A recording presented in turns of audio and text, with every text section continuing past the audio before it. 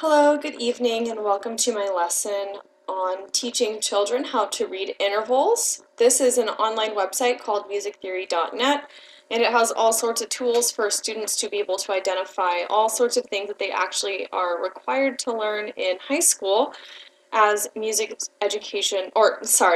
students. So one of the requirements for California is that students are being able to read or sight read music, and this is a factor that's very important for that. So a student of mine would look at this, ideally, and be able to see that this is a C4, and this is a D sharp 4, and a student will be able to practice and say, oh, I know what that is. That's an augmented second.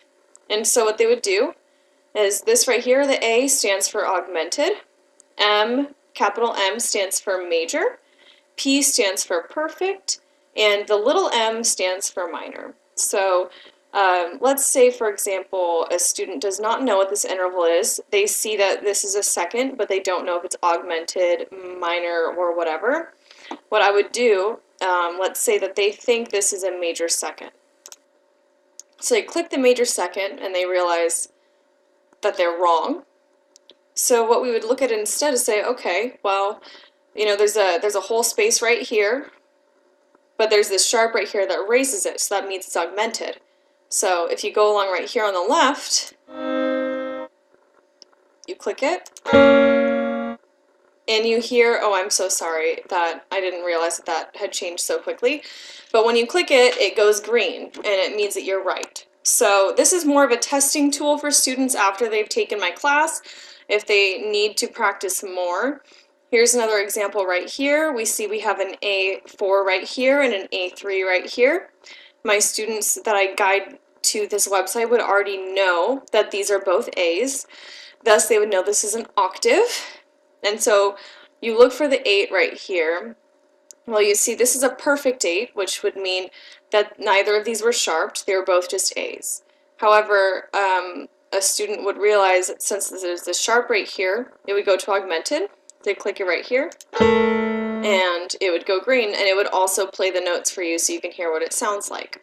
So this technology tool is really good for if you have a library hour or a session where you can hook the students up to a computer with earbuds, headphones, or whatever, and they'd be able to practice on their own what the intervals look like and practice what they are called. So this is a D and an E natural, which makes it a major second. So they would click it. Well, let's pretend like the student doesn't know that's a major second. They think it's a minor second. And it would go red like this, and they would realize that they were incorrect. And so, but they know it's a second, so this row right here, it's either major or augmented. So let's say they think it's augmented. Oh, that's wrong too. Boom, there it is. So this is a really good practicing tool because it's not graded. They can just practice on their own freely without being scared of the teacher, you know, telling them if they're wrong or right. This is testing free, which is, in my opinion, extremely important for good learning and practice. So in order to use this technology tool, I would definitely first instruct for the first few months, especially with new students. New students would be unable, beginner musicians would not be able to do this on their own.